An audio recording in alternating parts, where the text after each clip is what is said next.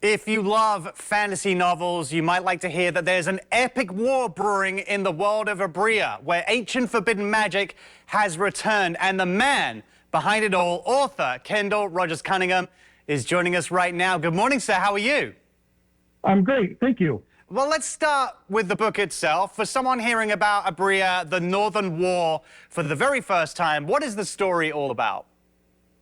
Well, Abria is about a kingdom on the brink of destruction, and its future entirely rests on an untested, illegitimate young king whose father is on his deathbed and hands him a crown and says, "Here, good luck."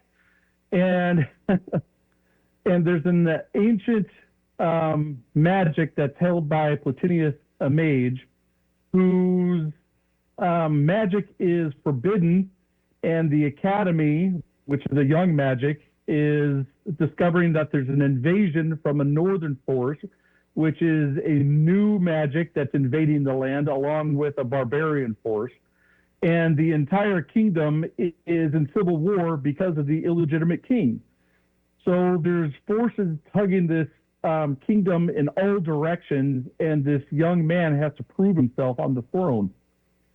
Well, you have to have a pretty, expansive imagination to come up with these kind of different worlds and universes. So where did the idea itself come from?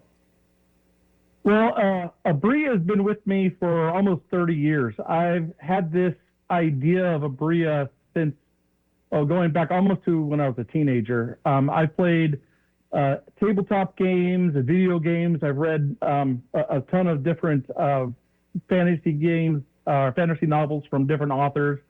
And I wanted to create a world for my friends and family to enjoy with me. And these characters have been a part of me and my friends and family. And they all have lived experiences. They have cried with my friends and family. They bled with them. They laughed. So when you're reading this book, you're reading characters that have actually been through things, the real things. So they've been fleshed out. And when I add a character to a book, they've been through stuff. They've talked, they've breathed, they've lived, they've done things. So this world is developed. It's real. It's been around for a long time. Yeah, you've also got an enormous amount of things going on in the book. We're talking war, politics, betrayal, and magic, of course, all working together in the story. So was it difficult finding the right balance between all of these different separate elements?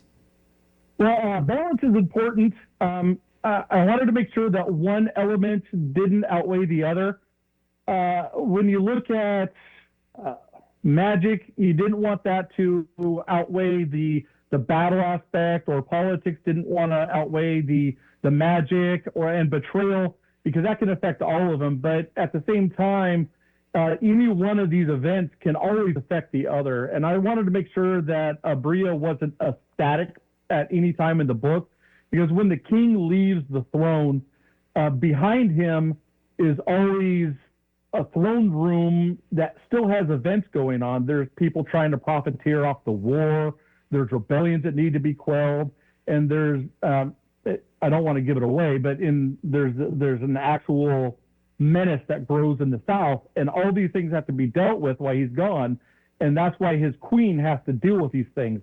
So I wanted to make sure that Abria felt real. It was a living, breathing place, not just a fantasy book, but something that felt real to the reader. Yeah, talking about real, when you're building the world of Abria, what was the most important thing for you to making it feel, believable to readers? I wanted the readers to feel when they stepped into the book, it didn't just start on page one. It was a real place with real history, with real politics that expanded a long timeline. And also, Abria is just one small place in a great big world.